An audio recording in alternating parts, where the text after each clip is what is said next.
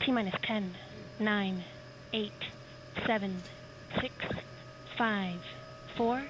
Command engine start. 2, 1. Shepard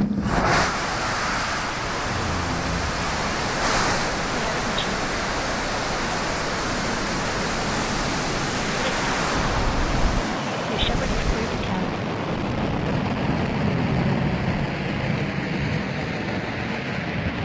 And New Shepard has cleared the tower on her way to space.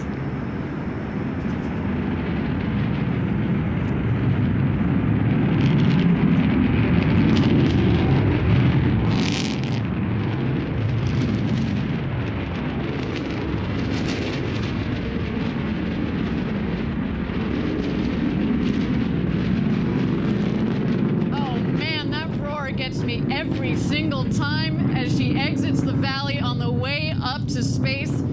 Again, we are aiming for an altitude of about 350,000 feet or 105 kilometers this morning. You can follow along as she gains speed in the top right corner of your screen. And of course, as she reaches her altitude, you can follow along on the bottom left corner of your screen. We have confirmed max Q. That was the most intense part of flight on the rocket, maximum dynamic pressure as we call it, and a nice clean burn on that BE-3 engine. Go, baby, go.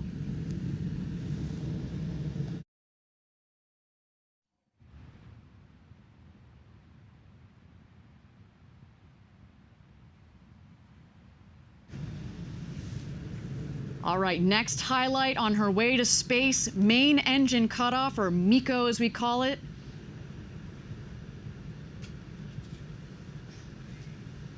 Now, if you and I were flying on New Shepard right now, we're gonna feel those G's come on. It peaks at about 3.5 G's or so. But as we've talked about on other webcasts, in the entire flight, you peak at about 5 G's, but just momentarily on descent, in fact.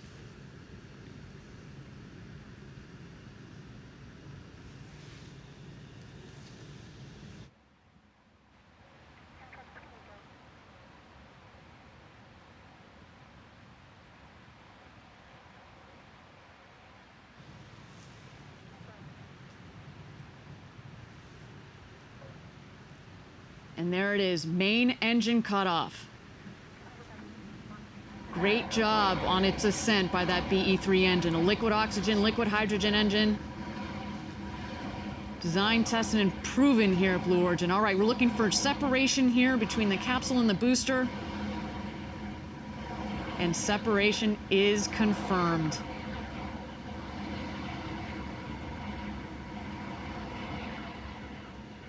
Those payloads are getting a nice ride this morning, experiencing those clean micro-Gs. And again, if you and I were up there, we'd be doing those somersaults, maybe a superwoman across the capsule, and I for sure would be gazing out those huge, beautiful windows.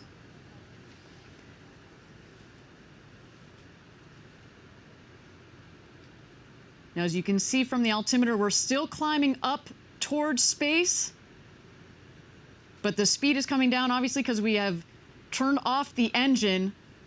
And in fact, you'll know when we hit apogee, when the speedometer on the top right corner of your screen goes to 0.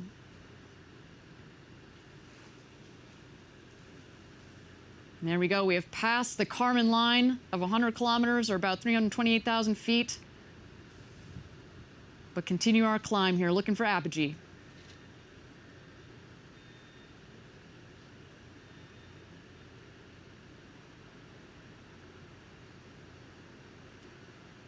There you see the capsule on the left and the booster on the right side of your screen.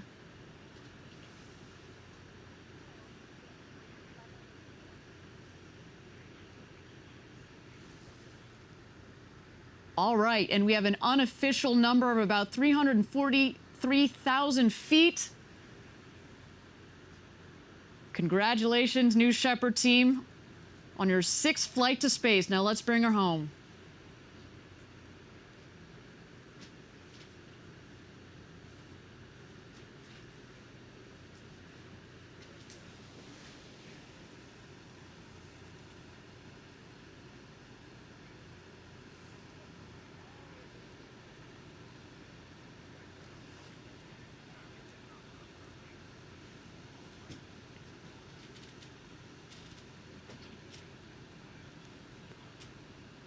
All right, coming up shortly here, New Shepard is going to re-enter the atmosphere, which means, of course, that it's actually going to have air pressure for those control surfaces to push against to make sure that she guides her right. She's guided right back to the what we call our north landing pad, again, just 2 miles north of where she's taken off from.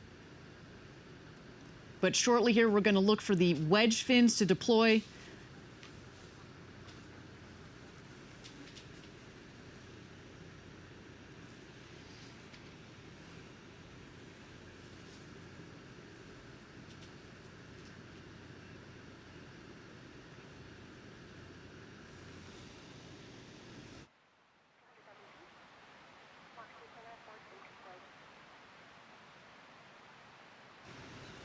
And the wedge fins are out.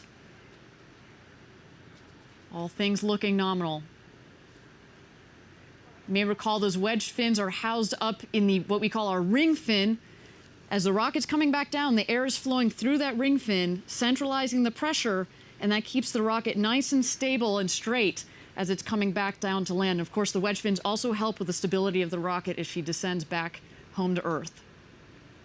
Next, we'll be looking for the drag brakes to deploy. Those are also housed in the ring fin, and that's going to dramatically cut the speed of the rocket.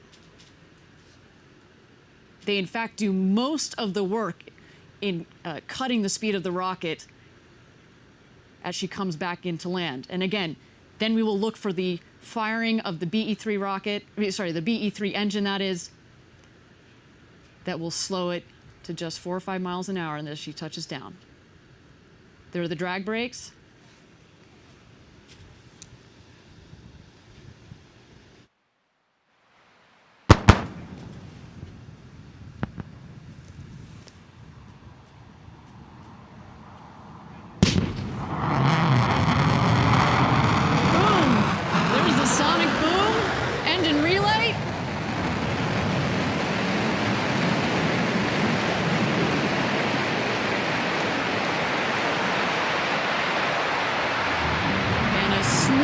Controlled hover back home and touchdown.